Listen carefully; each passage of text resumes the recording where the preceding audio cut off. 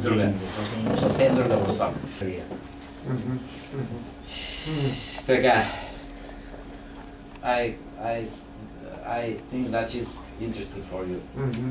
През 1988 година, 89 година, той е степенят в кръга на професор Джордж Ф. Балдуин в университета в Оксфорд, Обединеното кралство. През 1994 година става главен фармацевт по аналитична химия. От 1995 година е хабилитацията му по фармацевтична химия. През 1999-2001 година е представител на катедрата по фармацевтична химия в Вилхелмс университет в Мюнстер. От 2004 година е професор по фармацевтична химия. Той се явява член на немска фармацевтична общност, общност за изследване на лечебните растения и природните вещества, фитохимичната общност на Европа, общността по химия в United Kingdom. Отговаря за темите по специалности фармация и медицина.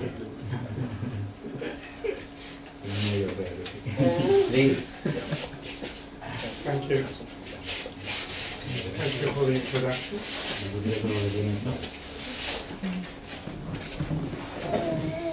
Afterwards, you have to tell me your secret, Professor. Why you look younger than me?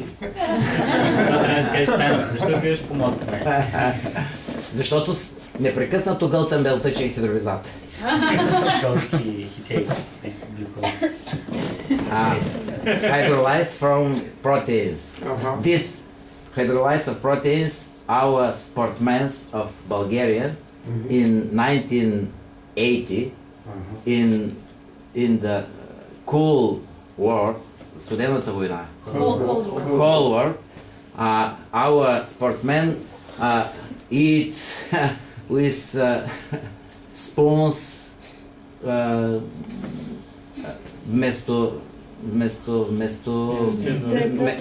вместо бил на гол. Вместо бол на гол. Имахме много световни шампиони и олимпийски шампиони. Благой Благоев, например, беше световен шампион в категория до...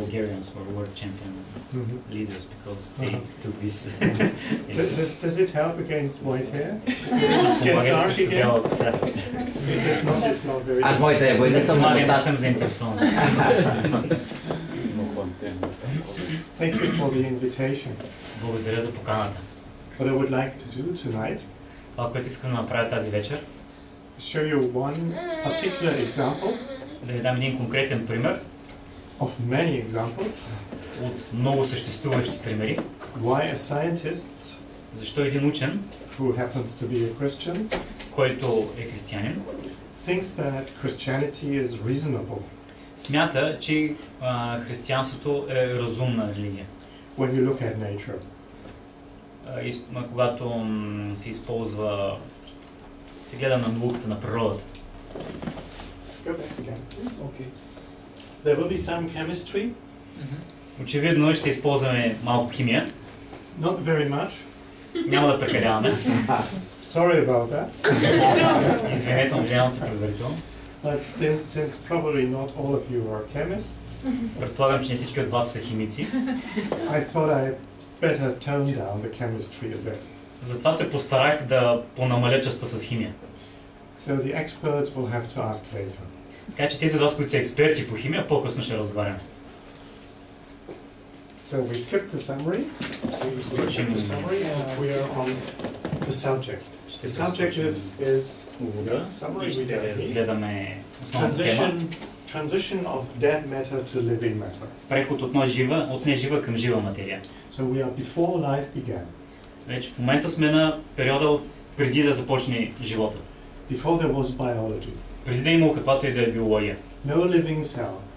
Не е имало дори нито една жива клетка. No living organism. Никакъв жив организъм. How did the first cells come about? Как се е появила първата клетка?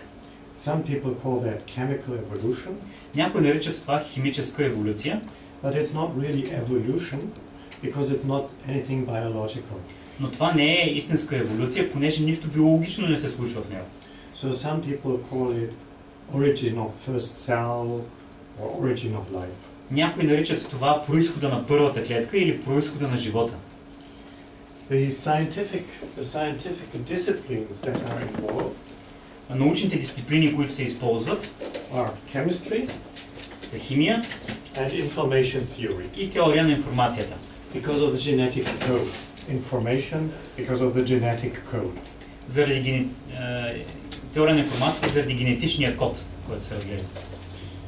This is a quotation, of course, from a famous chemist who works in the field of origin of life chemistry. Това е един цитат от един учен, който работи в тази област, изследваща произхода на живота. Professor Mann. Професор Ман UK. от Великобритания. He does not believe in a creator or anything.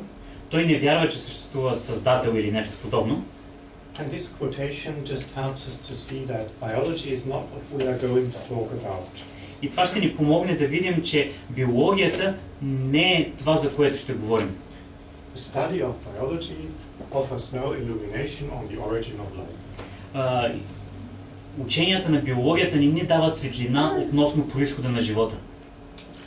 So again, we are asking for origins. Отново ние търсим произход.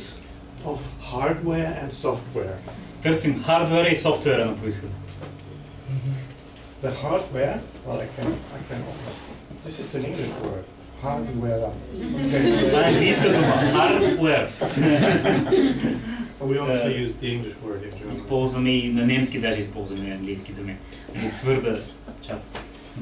The hardware are the biomolecules and biomolecular networks. Хардуера са биомолекулите и биомолекулярните мрежи. Proteins. Като например протеините. Carbohydrates. Въглехидрати, благодаря. It's always good fun to do translations. Yes, it is. Help. Yeah. Nucleic acids, DNA, RNA. И нуклеиновите киселини, ДНК и РНК. And a lot of other chemicals. И много други химични елементи, биохимикали. And there is also organization. Има, разбира се, и организация. Cellular organization. How did all this come about? How did it start? Клетъчната организация или как всичко това е започнало, къде е тръгнало? Okay. This is a graphic showing the context. И тук това е една графика, която показва съдържанието, контекста. From very simple chemicals. От много прости елементи. To a first cell. До първата клетка. And this would be the biological reconstruction, which some people call evolution. И тук вече биологичното създание, реконструкция, която някои учени наричат биология. Еволюция, извинявам се. Еволюция. We will not talk about this, but това няма да го засягаме. Only this. Но само е тази първата част. So it has been enlarged a bit. Малко сме увеличили нещата, разширили. We have a primordial atmosphere. Имаме първична атмосфера. Some simple chemicals. Някои прости елементи или химикали, или как се казва. And the origin of first cell question asks, how did this get more and more complicated so as to become a first cell or many first cells, whatever. И въпроса за произхода на клетката е в тази схема. Как от тези прости елементи стигаме до клетка? Как нещата стават все по-сложни? Защо стават по-сложни? Next slide. Presently there are two scenarios, two theories. В наши дни съществуват два сценария или две групи от теории. On the origin of living matter. За произхода на живата материя. This is not my invention, these two scenarios. Това не съм го открил аз, тези сценарии не съм ги открил аз. I just summarize from the literature. Аз просто обобщавам това, което пише в книгите. All experiments and all hypotheses in this field can be categorized into one or the other scenario. Всички експерименти и изследвания могат да бъдат категоризирани или в единия, или в другия сценарий. Scenario 1. Сценарий 1. First of all, at the beginning, a molecule was formed. В началото се създава една молекула. small building block of matter, a molecule. Съвсем малка конструкция от градивни елементи, that had the ability to replicate, to identically multiply. Които имат възможността да се свържат и да се умножат. We have such molecules in our body.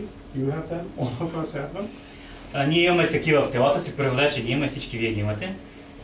For example, proteins. Като например протеините. Of course, proteins in our body do not replicate themselves. Но разбира се, протеините в нашето тяло не се репликират от само себе си. There are ribosomes, protein synthesis machines. Има рибозоми, протеини и механизми. Or there is RNA. Има също така и РНК. Like K. This is in Bulgarian. Като ключ. Acid in Bulgaria is киселина. I was close. There is RNA, which is multiplied. Има РНК, което се умножава, репликира се. The second group of theory says no. Number one, at the beginning, sort of was a metabolism. А теория 2 казва не. На първо място стои метаболизмът. So first of all, energy had to be, reactions had to form that produce and consume energy. Така че на първо място трябва да има някакво действие, енергия, която да произведе нещата. Трябва да има енергия. Later, replicators were formed. А след това вече репликациите се сформират. I would like to show you both scenarios in an illustration. И ще ви покажа двата сценария с илюстрации. The illustration begins like this. Imagine this to be a mixture of simple molecules. Илюстрацията е следната. Представете си, че това е една бъркотия, група от прости молекули. Прости молекули. It's just an analogy, an illustration. Имайте предвид, че това е просто илюстрация, аналогия. This was, as some people say, at the beginning. Някои хора казват, че това е било в началото. We don't ask how this soup, this primordial soup was formed. Тук не се задава въпросът как тази първична супа е създадена. We take it for granted at the moment. Приемаме го за дадено на този етап. So somehow, next slide. По някакъв начин, Somehow some of the letters in this soup буквичките в тази супа се организират. Were connected to each other. Свързват се помежду си. In chemistry, this would be called an oligomer. В химията това се нарича олигомерия. Or polymer, if it's Или longer. полимерия, ако е по-дълго. And this is of course just an illustration, start life. И това е само в илюстрацията, това е началото на живота. This could be a short nucleotide, RNA. Това може да е едно кратко РНК. Or a short protein. Или пък един къс протеин. The important next step is this molecule must have had the ability to replicate.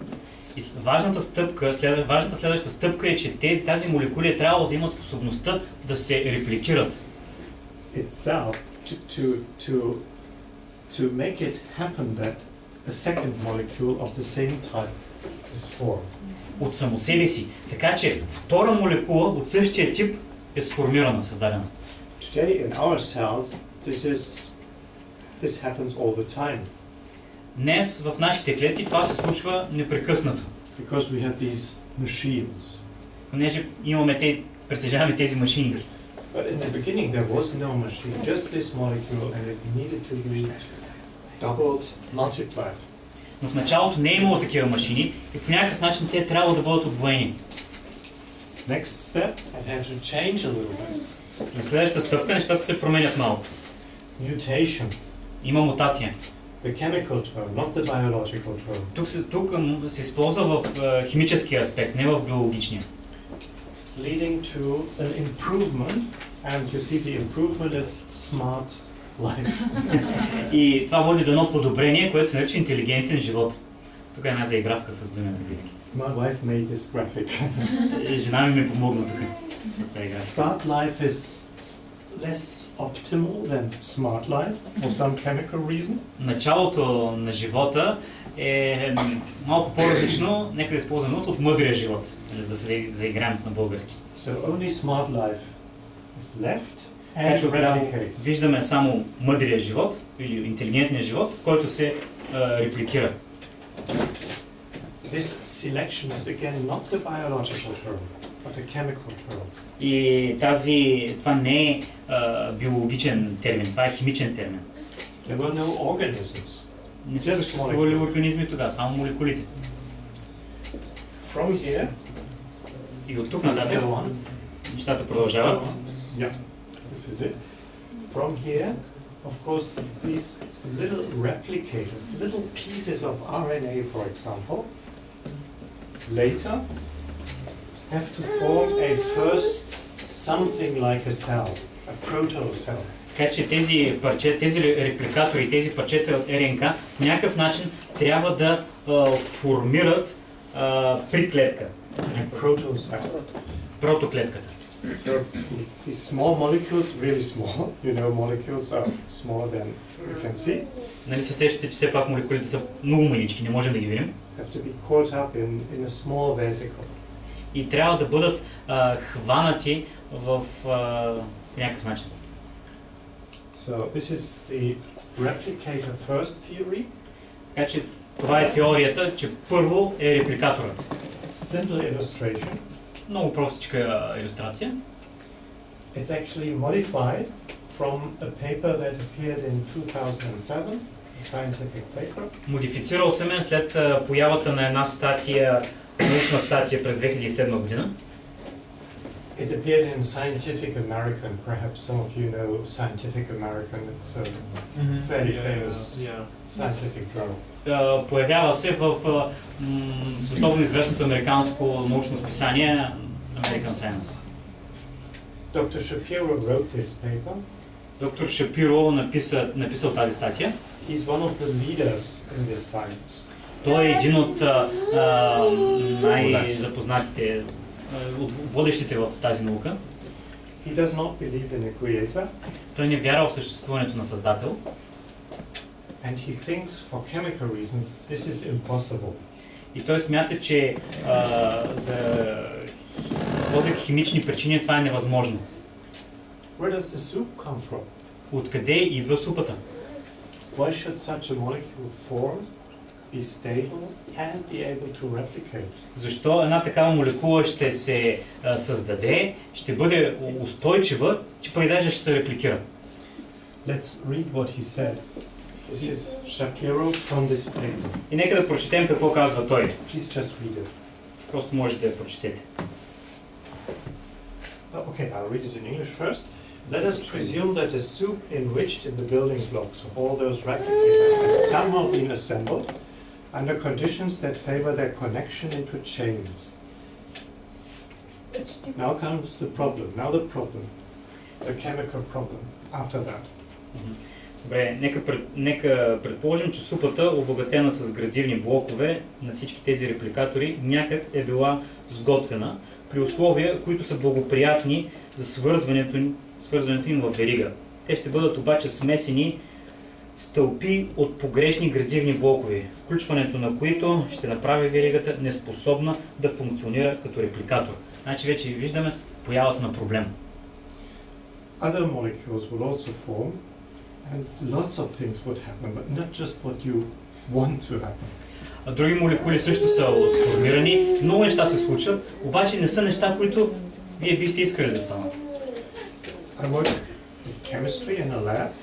Аз работя в една химическа лаборатория. And sometimes I was on the verge of telling my molecules what they should do. Някой ми се е искал направо да каже на молекулите ми какво да направят. I'm afraid it wouldn't have worked. Ама сигурно нямало да сработи. They behaved in whatever chemical way they can. Те правят всичко каквото си поискат от химическа гледна точка. So Dr. Shapiro is quite outspoken in his rejection of all replicator first theories. Така че доктор Шапиро е много цитиран в това, че той отхвърля тази теория. За първо репликаторът. Please read this part. Please read this part. You already did? I read it, yeah. Ah, sorry. That was quick.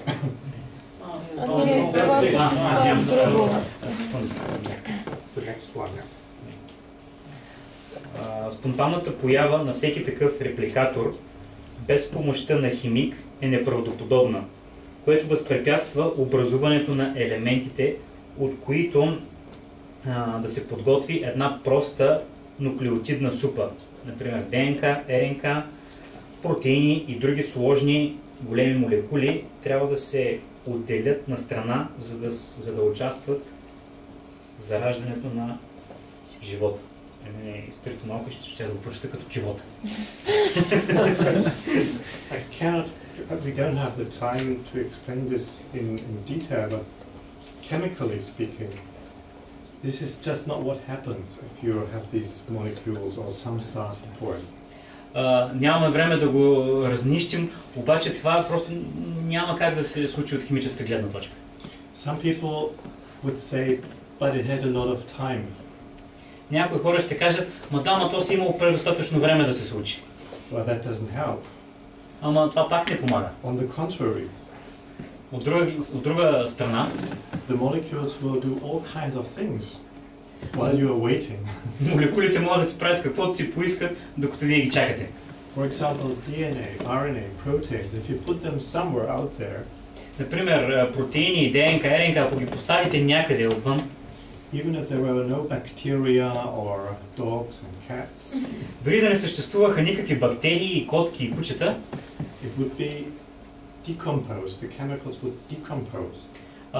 Химикалите ще се разпаднат. Just because of water and oxygen and other chemicals. Просто заради съществуването на вода, кислород и други химикали. So, even people who believe in this, така че дори хора, които вярват в тази теория, would admit that long times do not help. On the contrary, it needs to have happened quickly. Че дългия период от време не помага въобще. Всичко трябва да се случи много бързо. The next quotation. И следващия цитат.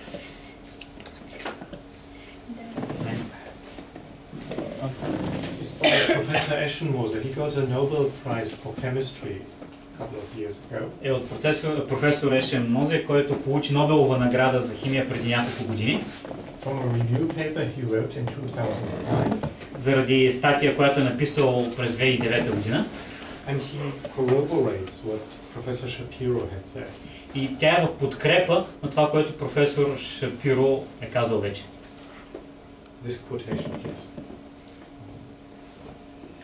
please.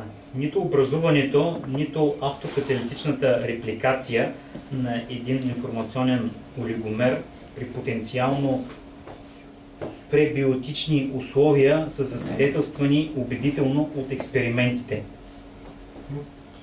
Okay, I hope you are still with me. This is chemistry, but yeah, there will be a little bit more chemistry. Надявам се, че успявате да проследявате мисълта ми. Все пак това е химия, ама ще задълбаем още малко.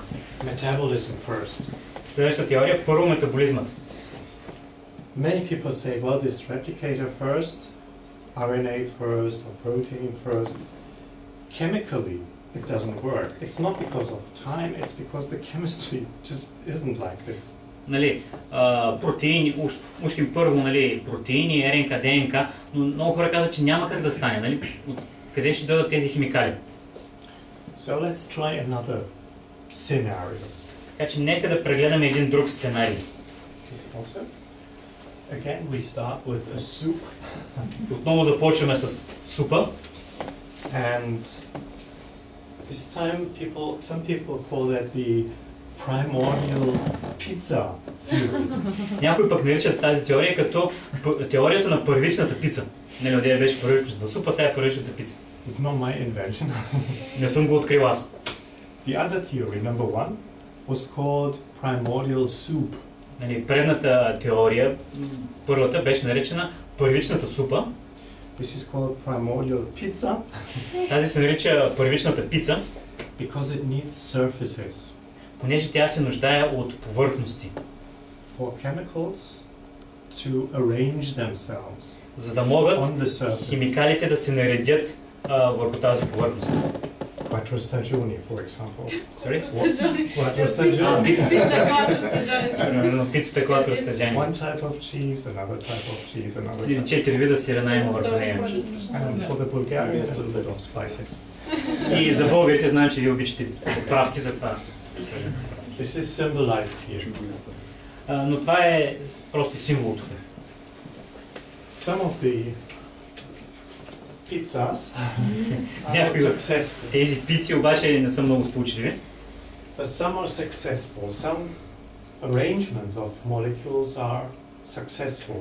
Но някои такива асембли от молекули са успешни. What does successful mean? Ама какво означава сполучливи? It means you see the arrows, Виждате ли тук стрелките? that the molecules start to react with each other. Молекулите започват да реагират, да взаимодействат една с друга. They are not connected like in a chain, but they react with each other. Има някакви реакции помежду им. Те не са свързани като във верига, но се проявяват реакции. This is called a metabolic cycle.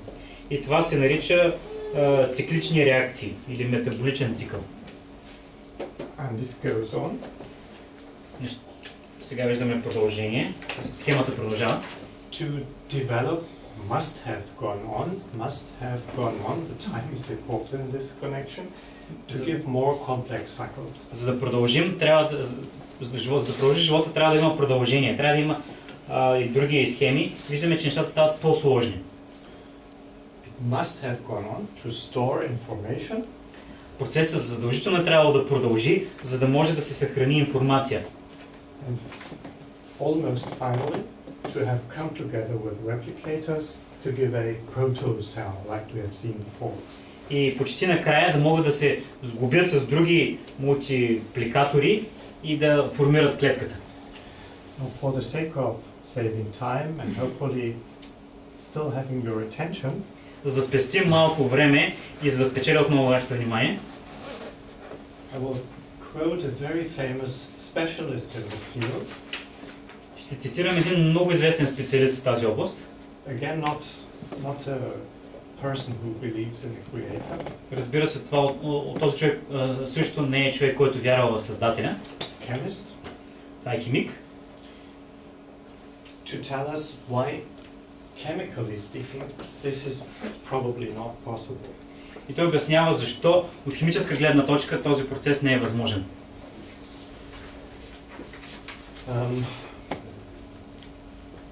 I suggest that everybody who doesn't like chemistry very much Предлагам всеки, който не обича много химията, leans back for 3 or 4 minutes.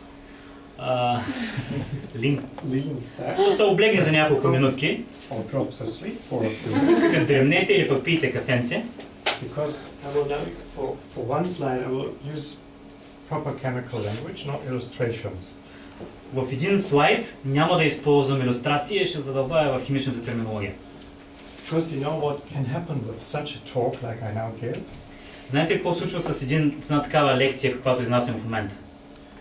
People who do not know about chemistry will say, so what? Хората, които не разбират от химия, ще кажат и всякво.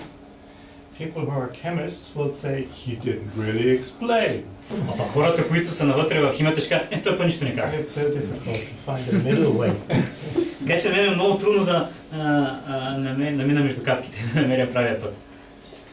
Well, one of the metabolic cycles that people consider a possibility for the first metabolic cycle И един от тези метаболистични цикли, които хората ги определят като такива, is the reverse citric acid cycle, the reverse tricarboxylic acid cycle. е обърнат цикъл на лимонената киселина. This is it. This is Ето. a citric acid cycle. Ето това е обърнатия цикъл на лимонената киселина. Do you think this is funny? Цикъл на Крайс. Забавно ли? Exact opposite. It's getting. Okay, so if this was pizza, and if these molecules would have to be assembled together, Ако това е една пица и те молекули трябва да бъдат събрани заедно, rather on a surface, на каквато и да е повърхност, all these molecules would have to be present at the same time всички тези молекули трябва да са там по едно и също време. for this to become a metabolic cycle, За да може това да стане истински метаболичен цикъл. which is not very likely. Ама вероятността да се случи това е малка. One problem, Един от проблемите concurrence. е съвпадението. That is, happens at the same time. Да се случат по едно и също време.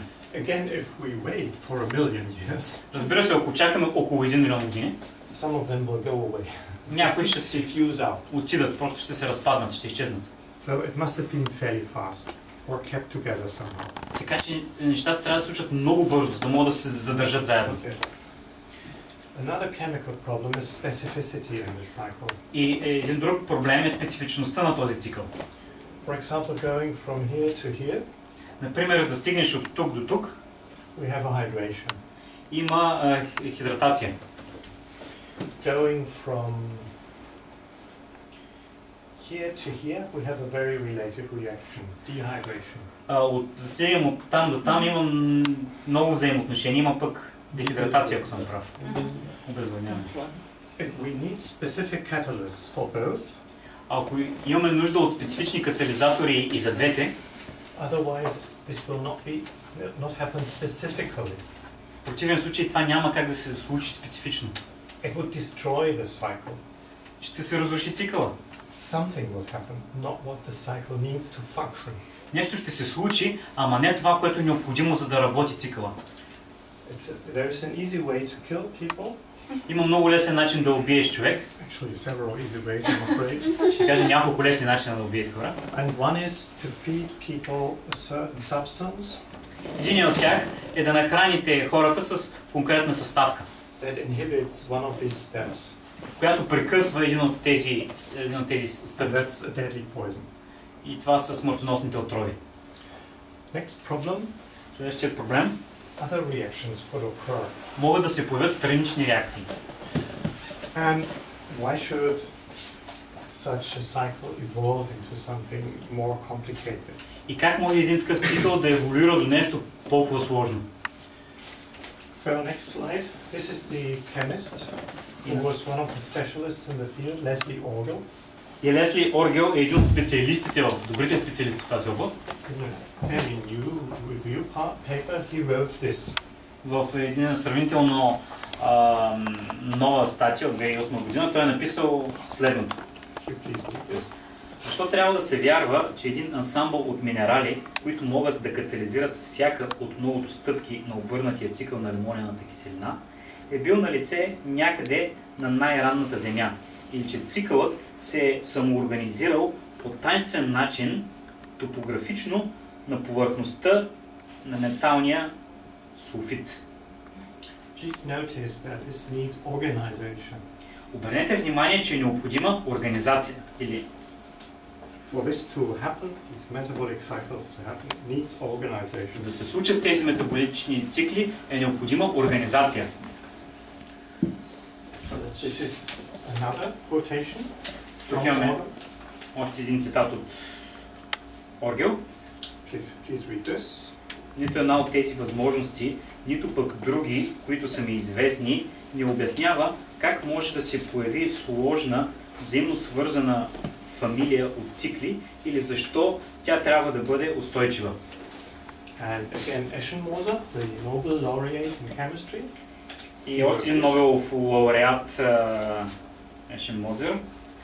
Не е доказано ефективното функциониране на нито един случай на автокаталитичен протометаболичен цикъл при пребиотични условия. yeah. So, metabolism first, according to these specialists, according to the chemical understanding, could only happen with organization. Така че според този химик и според логиката на химията, теорията за първо метаболизъм може да се случи само ако е на лице организация. On the next slide, I will just mention a few topics which I do not want to bore you now.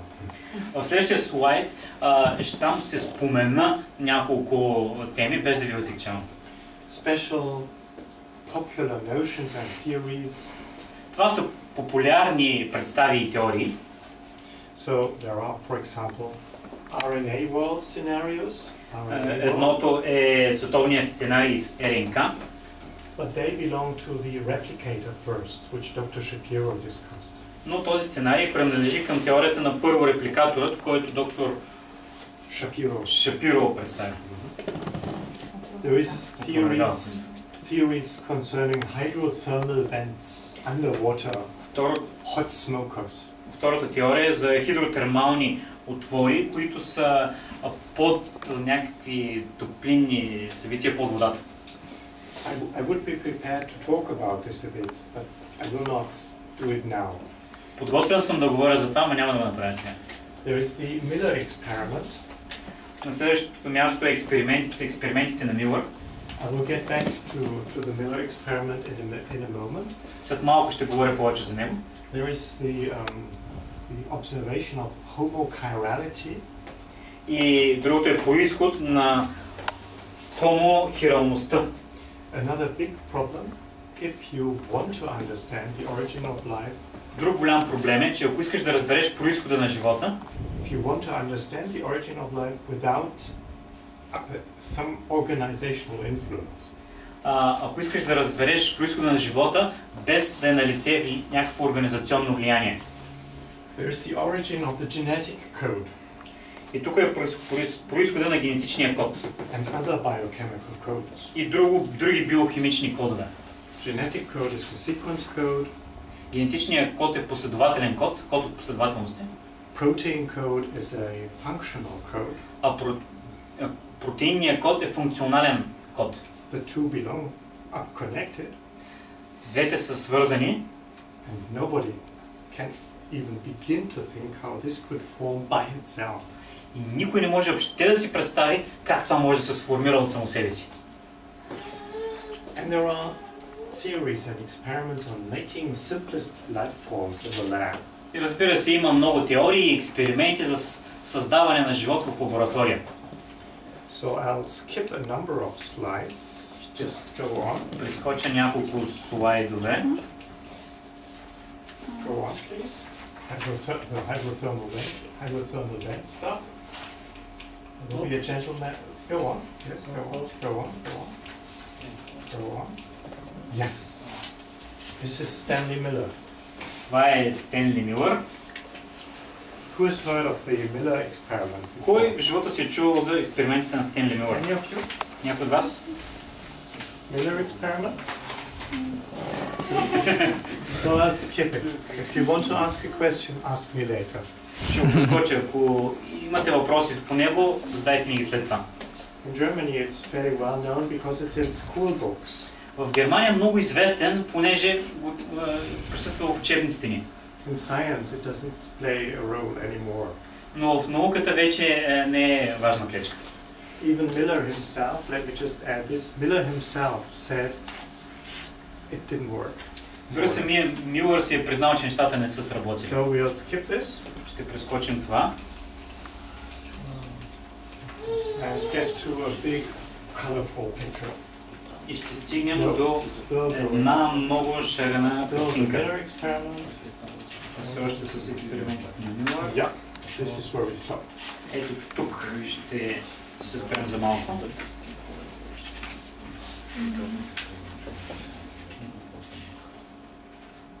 You don't have it? I have it. You can see it. This is the summary slide. Това е един слайд, който е като обобщение на всичко. We are trying to understand how can we get from simple primordial like soup. Искаме да разберем как може от простичката първична супа or primordial pizza или пък първичната пица с 4 семена to a simple first cell. До една минимална първа клетка. We need amino acids. Имаме нужда от аминокиселини. We need nucleobases. Имаме нужда от нуклеобази. they form RNA and DNA. А те пък сформират РНК и ДНК. We need ribose, a sugar, a carbohydrate. Имаме нужда от рибоза, захар и въглехидрати, Also needed for RNA and DNA. които също са необходими за РНК и ДНК. We need lipids Имаме нужда от липиди and lots of other things. и много други неща. These very simple, not so simple molecules have to arrange themselves into even more complex molecules. И тези прости, не чак толкова прости молекули, трябва да се сглобят, да се асемблират в едни по-сложни молекули. But we cannot do with just any protein. Но това не може да го направим просто с протеини. We need specific proteins, functional proteins. Имаме нужда от специфични или функционални протеини. This is where the inflammation phase sets in. Ето тук се появява и информацията. And the proteins need to be able to cooperate with DNA in our cells. И протеините трябва да си сътрудничат, да се кооперират помежду си в ДНК и РНК. And finally, everything has to be integrated into a cell И накрая всичко трябва да бъде събрано в една клетка, that replicates. която се репликира. Wherever there is a question mark, we do not know how this step could have come to be by itself, could have happened by itself. Навсякъде тук, където виждате въпросителен знак, това показва, че ние не знаем как тези неща могат да се случат реално от само себе си. Now the danger for Christians is the danger for Christians is to fill this gap with the word God. И опасността, която стои пред християните, е на всеки въпросителен да поставят името на Бога. And that would be very stupid. Това ще е много глупаво. If there are question marks in science, В науката, когато има въпросителни знаци, it's just an incentive to do more research. това означава, че трябва да получим още средства, за да продължим с проучванията. However, there is also the danger for non-believers, for atheists, Но съществува и опасността за атеистите, тези, които не вярват в съществуването на божество, to fill these gaps with the word time. да запълнят тези въпросителни с време, думата време. I'm not asking for time. Аз не искам допълнително време. I'm asking for a chemical mechanism according to chemical laws. Аз искам да видя какви са химичните механизми, които причиняват това. And there is none. Обаче няма такива. But this is just problems, question marks. Но тук всичко това са проблеми или въпросителни. Now let me change some of the question marks to exclamation marks. И нека да заменя някои от въпросителните с удивителни. All the exclamation marks mean we know how to do this. Всички удивителни означават, че ние знаем как да извършим този процес. If you give me some time Ако ми and дадете money, допълнително време и пари, I can prepare the protein for you. аз мога да приготвя един протеин за вас. Even a very specific protein. И дори много специфичен протеин. I know how to do that. Знам как да го направя. Many chemists know how to do that. Много химици са способни да го It's not a направят. big secret. А не е велика тайна. You take amino acid number 1, Взимате аминокиселина номер 1, prepare it chemically for the reaction, подготвяте я химически за реакция, add amino acid 2, също взимате аминокиселина, wait for the reaction to occur, чакате да се появи реакция, clean this, wash it, изчиствате го, измивате го, add amino acid 3, which is prepared for the reaction, добавяте аминокиселина 3, която също е подготвена за реакция, and connect it to the first two. и ги свързваш с първите две. And we can do that. All the exclamation marks we know how this works. Това можем да го направим. Навсякъде, където виждате удивителна, ние знаем как да го направим това нещо. И ще знаем, че то реално работи. All the question marks were found by scientific experimentation. Всички въпросителни, всички удивителни знаци са открити от учените чрез експерименти. And this leads us to circumstantial evidence for the necessity of creativity for the assembly of living matter, for the putting together of proteins and DNA and so on. И всичко това ни води към необходимостта от сглобяване на всички тези неща. We know how this works and we know we have to control the whole thing. Ние знаем, че това нещо работи и трябва да се научим как да го контролираме. And we need to have a goal. A goal. We need to know what Трябва we да want знаем, to do. трябва да имаме цел. I think personally that perhaps human beings will be able to synthetically make a simple cell. Моето мнение е, че човешките същества могат да направят, да създадат проста клетка. Very simple cell, perhaps. Много простичка клетка, може би, предполагам.